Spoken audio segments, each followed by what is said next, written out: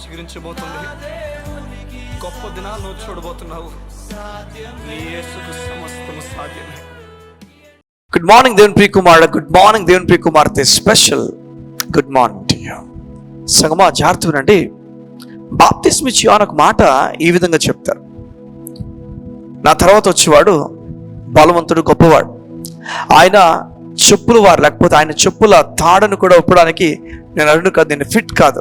నేను వంగి ఆయన చెప్పులు తాకడానికి కూడా నేను ఫిట్ కాదు, నేను సరిపడనని చెప్పి ఒక విషయాన్ని చెప్తాడు.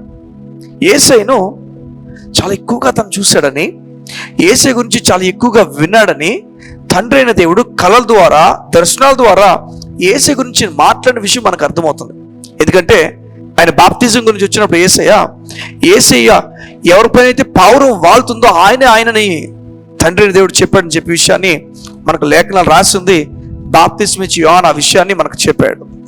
జాగ్రత్త వినండి.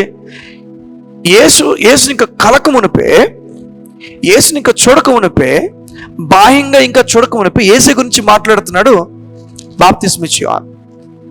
బలంగా మాట్లాడుతున్నాడు, ఘనంగా మాట్లాడుతున్నాడు. అసలు నేను వంగి చూసారు, చూడండి, వంగి ఆయన చెప్పులు పట్టుకోవడానికి కూడా అరుణ్ కాదు, వంగి చూడండి. యూజువల్గా అలాంటి మాట వాడరు, కానీ ఎంత గొప్పవాడో ఆయనకు అరుణ్ చూడండి, అలా అర్హత లేదని మాట్లాడేస్తున్నాడు.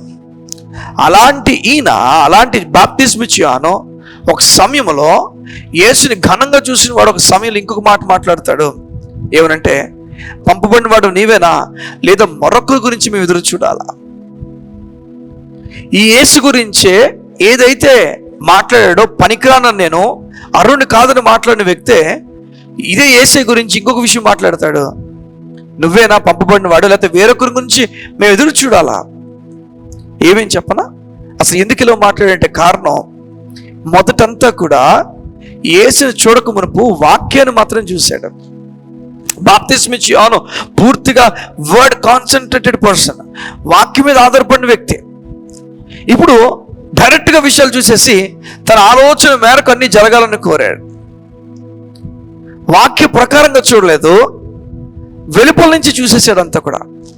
యేసును కళలతో చూసిన తర్వాత మొత్తం మారిపోయింది. ఈయన అనుకున్నాడు రాజ్యాన్ని స్థాపించడానికి వచ్చాడేమో అని, ఏదేదో కార్యాలు చేసేసి రోమన్ గవర్నమెంట్ని కొట్టడానికి వచ్చాడేమో అనుకున్నాడు. చూస్తే ఏది జరగలే. అర్థమైంది ఈయన నాలతో వేరొకడని.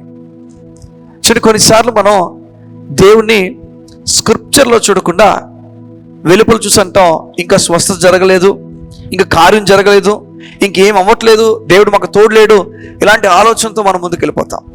కానీ లేఖనాలు చెప్తున్నాయి వాటిని మనం చూడగలగాలి. ఆ సమయానికి మనం దేవుడు అర్థం కాకపోవచ్చేమో. దేవుని మాస్టర్ ప్లాన్, దేవుడు మానవ గురించి చనిపోయిన విషయం బాప్తిస్మ ఇచ్చి యోహాను ఎలా మిస్ అయిపోయాడో నాకు అర్థం కాలే. ఎలా ఆ గొప్ప విషయాన్ని తన కళ్ళు కప్పేసి మిస్ అయిపోయి నాకు అర్థం కాలే. యాక్చువల్గా ఆయన వచ్చింది స్వస్థపరిచి రాజ్యాన్ని స్థాపించడానికి కాదు, ఆయన వచ్చింది మానవ జాతి గురించి మరణించడానికి. ఇది ఎలా మిస్ అయిపోయాడో మనకు అర్థం కాలే. కానీ సేవకుడు ఇది మిస్ అయిపోవడం చాలా చాలా తక్కువ విషయం. ఇలా అవ్వకూడదు. సేవకులు ఈరోజు చాలామంది యేసయ్య తాలూకు విషయాన్ని ఆయన్ను స్క్రిప్చర్లో చూడడం కాకుండా వెలుపల చూసి మాట్లాడిన వారు చాలామంది ఉన్నారు. ఫీలింగ్స్ బట్టి, ఆలోచన బట్టి, జరుగుతున్న విషయాలు బట్టి మాట్లాడడం గొప్ప సంగతి కాదు, వాక్యాన్ని మాట్లాడమే గొప్ప సంగతి. ఈరోజు చాలామంది ఏం చేశారంటే వాక్యాన్ని వదిలేసి విషయాలను మాట్లాడడం ప్రారంభించారు. దానిలో ఏమవుతుందంటే వాక్యాన్ని చూడకుండా విషయాలు చూడడం వల్ల వాక్యము వారి జీవితంలో పని చేయకుండా అయిపోతుంది. దేవుని సంగమం గుర్తుపెట్టుకోండి, దేవుడు మాట్లాడుతున్న మనతో. బాప్తిస్మ ఇచ్చి యోహాను వలె మనం మొదటి బాప్తిస్మ ఇచ్చి యోహాను వలె మనం మార్చబడాలి. ఎలాంటి వ్యక్తులు అంటే వాక్యాన్ని చూడాలి. వాక్యం వాక్యం వాక్యం వాక్యం వాక్యంలో పిక్చర్స్ చూడాలి. మనం వాక్యాన్ని చూడాలి, వాక్యపు దృశ్యం బట్టి ముందుకెళ్ళాలి. ఎంతో ఎక్కువగా చూసాడు యేసయ్యని, తెరమాసి ఇప్పుడు చూస్తే ఇప్పుడు తక్కువ అయిపోయాడు యేసయ్య. కానీ వాక్యం వదిలేసి డైరెక్ట్గా చూడడం ప్రారంభించాడు. నీ జీవితంలో ఆయన పొందిన గాయములు చేసి స్వస్థను మాట్లాడుతున్నప్పుడు మరలా నీ రోగం బట్టి చూడొద్దు, ఆయన బట్టే చూడాలి. ఆయన నీ ప్రతి అవసరం తీరుస్తాడని మాట్లాడుతున్నప్పుడు వాక్యం బట్టే చూడాలి తప్ప నీ అవసరత బట్టి చూడకూడదు. అవును నిజమే, నీ నీ నీ కుటుంబంలో ఫీజెస్ కట్టాల్సి ఉందేమో, బర్త్డేస్ ఉన్నాయేమో, ఎన్నెన్నో విషయాలు జరగాలేమో, వీటన్నిటి మధ్య సతమతం అయిపోతున్నా, ఎలా చేయాలో అర్థం కావట్లేదేమో. దేవుడు చెప్తున్నాడు, నేను ప్రొవైడ్ చేస్తాను, నేను కార్యం జరిగిస్తాను, నేను నీకు తోడునని చెప్తున్నాడు.